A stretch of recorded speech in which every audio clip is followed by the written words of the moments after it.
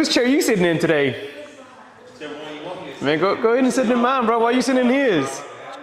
You know what? I don't even care, bro. I'm about to go get some lunch. Nah, look, that's crazy because there was one point in my career where I was literally skipping lunch to be able to squeeze in people during their lunch break.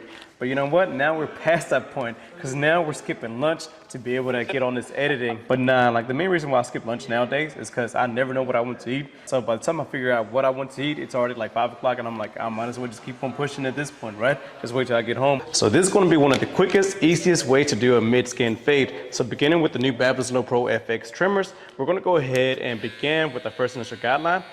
We're not going to be worried about creating a C cup, so I'm going to go right below the vertical bar and lightly tap in my first initial guideline, making sure that I drop it down towards the back. Now, I don't really want to create such a drastic drop, meaning I don't want it to go down this much. I want to do more of a subtle drop towards the back to really allow the fade to contour to the head shape a lot better. And as soon as I create that guideline, I don't waste any time. I switch my clipper over, and now I'm just going to start debulking everything right below that line. Notice I'm not flicking out. I'm literally just laying the clipper flat, sliding up and down, right up to the line.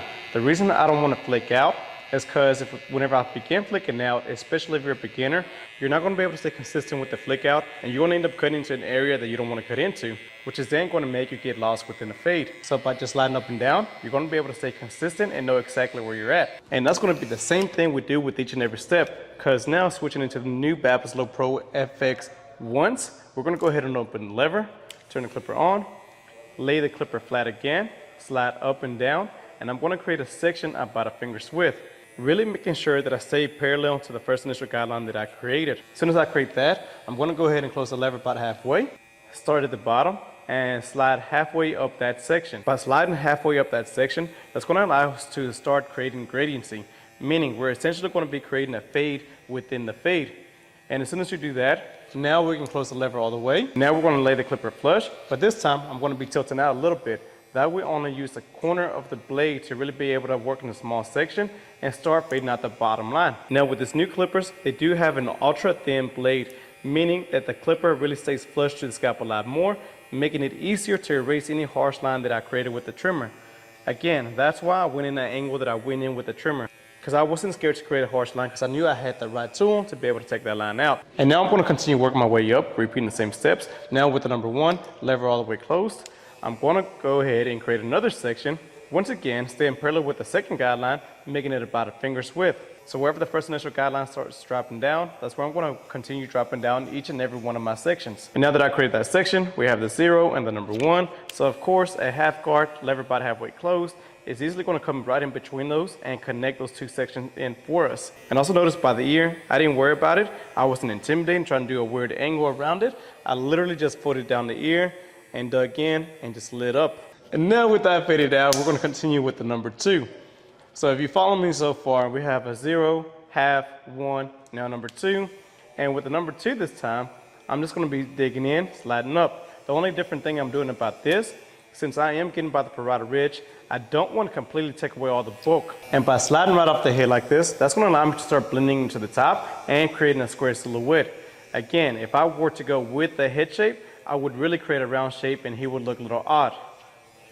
Or the shape would look a little odd, not him. And now in order to connect the number 2 into the number 1, we're going to be using the 1.5 to connect those two sections in together for us. And that way now that we have a rough draft, the last thing we have to do is go back and detail any little spots that we see. So on him, we can tell that the temple area is a lot lighter than the back. And that's actually pretty normal. On a lot of people, the temple area is going to be the lightest and the back is always the most dense and darkest. So instead of focusing in the temple area, I'm going to be focusing in the back by the occipital bone and in the crown area. And the way that I'm going to be doing that is I'm really going to go back in detail, but spread out the blend a lot more. Meaning if my guidelines in this section were this wide, if they were a finger's width, towards the back where it gets a little bit darker, I'm going to do a finger and a half width now to really be able to create that gradiency, make everything match from the back into the sides. And then that way, once we hit it with the sana colita de rana, now we come up with the nice even silhouette all throughout. Notice how the back matches up with the front, but by really stretching out the back, you can see that everything flows in a lot better all the way from the back into the sides. But Just like that, my guy's feeling himself, so he's ready to go. That was a really good haircut, huh? But not as good as a sandwich. Look, but that's what I was saying at the beginning. At first, I didn't have time to go on lunch break because I was so busy building up my demand around lunchtime haircuts to be able to get as many people as I could to build up my demand and my clientele. Now, even though I'm not really essentially sacrificing lunch break because I'm still eating this delicious sandwich at that, I still went ahead and got on my laptop while I was eating and edited this video that you're watching right now.